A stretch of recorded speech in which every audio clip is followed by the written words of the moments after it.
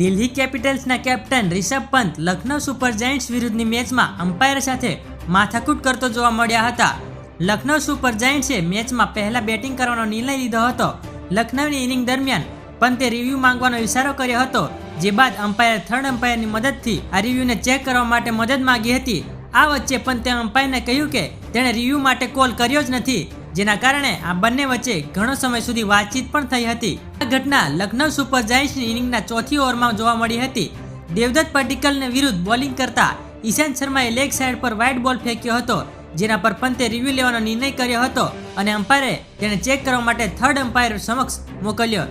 જો કે પંતે અમ્પાયરના આ નિર્ણયથી ખુશ ન દેખાયો અને તે ખાલી ખોટી માથાકૂટ કરતા જોવા મળ્યા હતા. બાદમાં સ્પષ્ટ દેખાયું કે રિષભ પંતે રિવ્યૂ માટે અમ્પાયરને ઇશારો કર્યો હતો.